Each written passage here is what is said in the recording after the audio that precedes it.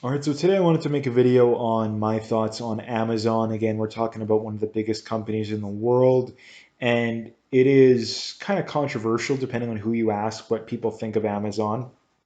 And there's two opinions, right? There's two competing opinions. The first one is, this is the greatest company on the world or in the world, and it's very well diversified. It's growing very well. And then the other one is basically it's expensive. It's a good company, but it's expensive, right? And I think both sides are right to a degree, right? To a degree. I mean, earnings yield of only 1.1%. Um, PE of 90, price to sales of only 2.1 though. If we get right into it here, um, I think when it comes to Amazon is they are sacrificing some of or a lot of their growth in the here and now for the long term.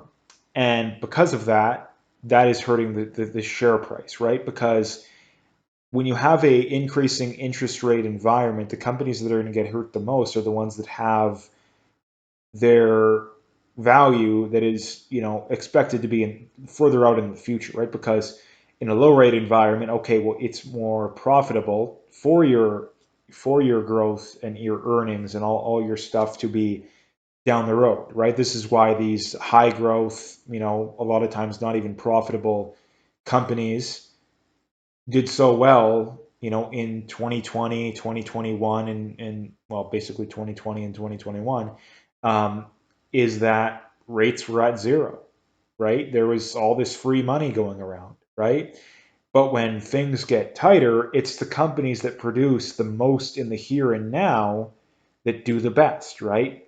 Oil companies, right? Now they did good for other reasons as well, but again, consumer staples, utilities. I mean, they've been hit kind of recently, but for a good amount of time they did well, and they're still doing better than some of these other companies. So the companies that get hit the hardest in higher rate environments are the ones to where their potential basically is the furthest out in the future, right? Because it's going to be more and more expensive, and you're going to have to discount it at a higher rate, right? If we look at Amazon's financials here, I mean, their gross margin is very well, right? It's basically doubled in the last 10 years. Operating margin has gone up as well, pretty good. I mean, it's gone. I mean, 1% is pretty bad, but up to 5%, 6%, that's not terrible.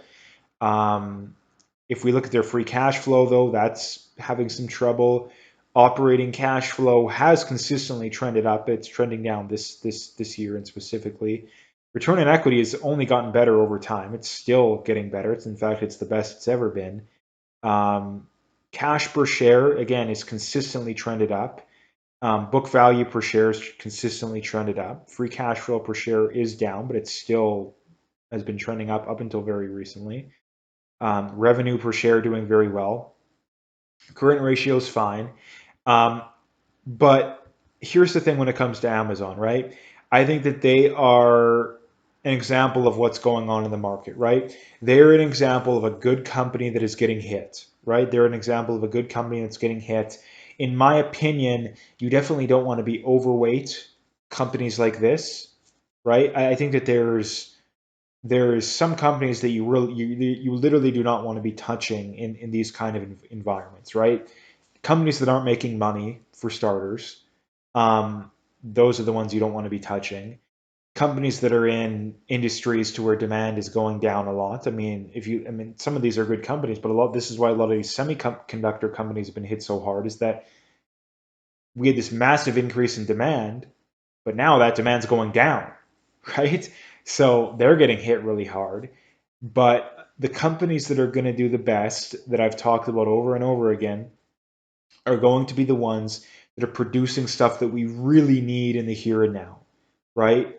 Oil and gas, chemicals, um, like I say, things that we really need in the here and now, right? And not only that, things that there's going to be a shortage of, right?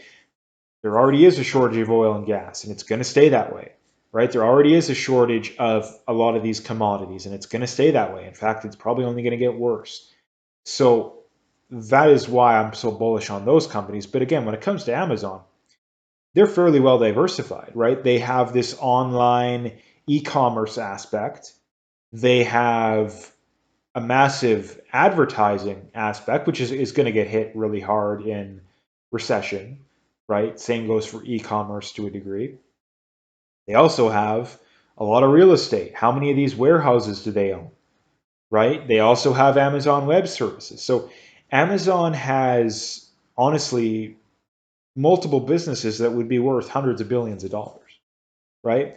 So, in my opinion, Amazon is diversified and has such a foothold in a lot of these different areas that, in my mind, over the long run, it's going to beat the market, right? It's going to beat the market.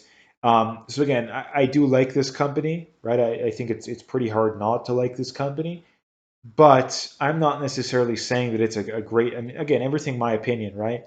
Not necessarily saying it's a great buy right now. I mean, I think that if you can get it below like 90, that would be really good.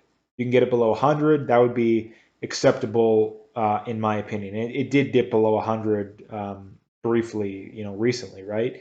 So that would be what I would do is simply keep an eye when it goes below 100. In my opinion, if you don't have a position, that's when I would get in, right? Again, my opinion.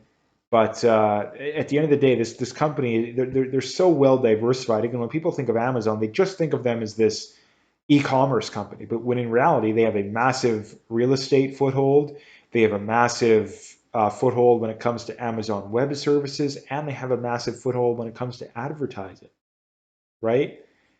To me, that's diversified to the point to where it's like, how is this company not going to thrive in the long run? Only terrible management, or I mean, a terrible, terrible, terrible crash. Which again, if we have a massive crash, and everything's going to get hit, right? Um, So again, this is just what I wanted to bring up when it comes to Amazon because um, I think that a lot of people misunderstand this stuff. And here's the thing: another thing when it comes to these big, really big companies is that I don't think you should be as exposed to them as what the indexes are. Right? This is something I brought up a lot before too. Is that I think like the SPY and the Nasdaq and a lot of these indexes are overweight these kind of companies. I'm not saying, like I say, I'm kind of in between, right? I'm not saying you shouldn't have any exposure, in my opinion, but I'm also saying that the SPYs of the world are overexposed to these kind of companies, right? I would be more exposed to oil and gas, to commodities, some of these industrials. Um, those are the kind of companies that I think are going to do the best over the next decade, right? Now, again, there's going to be, some tech companies that still go up, 10, 20x, right? Some healthcare companies that go up 10, 20x, but trying to predict those is going to be very hard. In my opinion, oil is a layup when it comes to, let's say, doubling your money in the next 10 years. To me, that's just an absolute layup, right? Same goes for a lot of these industrial companies, right? Just a complete layup to at least keep up with the market and to do it in a safer way, right? Same goes for a lot of these commodities, right? It's good, and this is the thing too, is that this is the benefit too, in my opinion, compared to some of these other companies, is that they're very volatile, right? I mean, oil and some of these commodities they're pretty volatile, which all it does is provide very good buying opportunities, right? So again, like I say, to reiterate, when it comes to Amazon, great, good company. They are well diversified. Um, and over the long run, I don't see any way they don't beat the market, right? To me, I would be shocked over the next 10 or 20 years, Amazon doesn't outperform the SPY, right? My opinion, but again, just wanted to bring that up. So hit that like and subscribe if you haven't already, and stay tuned for more.